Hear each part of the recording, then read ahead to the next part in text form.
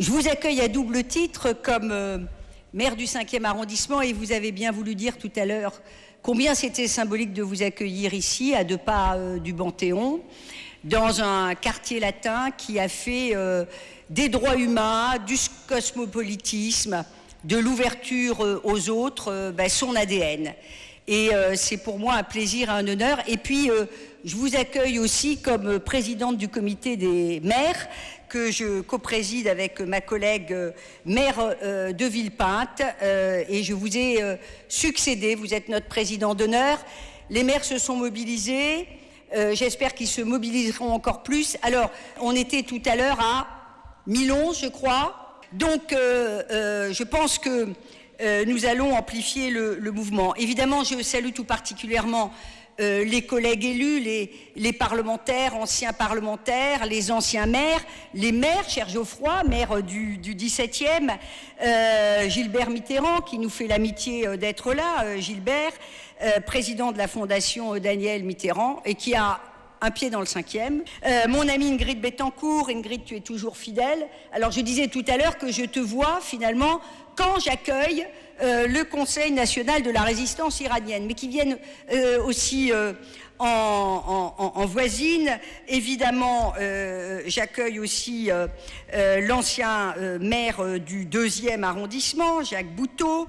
Je ne peux pas citer tout le monde, mais Dominique Attias, présidente de la Fondation des avocats, Pierre Bercy, le président des Nouveaux Droits Humains, et des personnalités qui se présenteront tout à l'heure.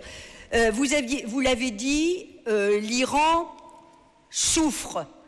L'Iran souffre.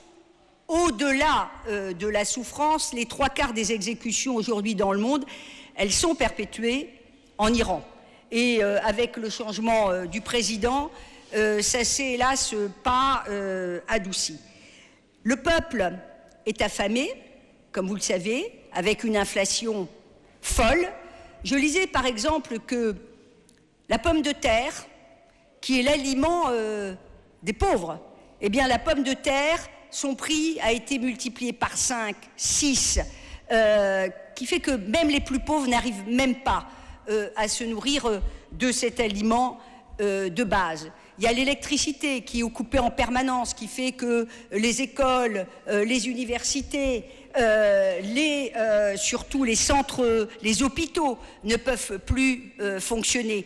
Et disant cela, je pense évidemment à l'accès aux soins.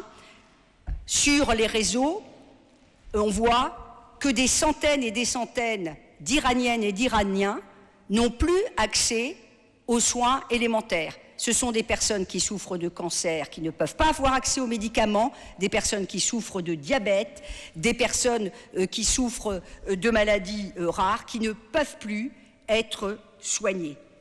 Et puis, il y a comme un gros couvercle là-dessus, l'intimidation, le meurtre, les viols, l'arbitraire quotidien. Et dans cet arbitraire quotidien, dans ces meurtres, les femmes, vous l'avez dit, paient un très lourd tribut. Mais je crois aussi qu'il y a des raisons d'espérer. Il y a des raisons d'espérer parce que j'avais dit l'année dernière, citant un grand écrivain journaliste, Désérable, que nous assistions aussi à l'usure d'un monde. En tout cas, d'ici, de cette mairie au cœur du quartier latin, eh bien, je voulais, en mon nom personnel et au nom de ce comité des maires, dire combien nous sommes, plus que jamais, aux côtés des Iraniennes et des Iraniens. Vive l'Iran, libre, et vive la France.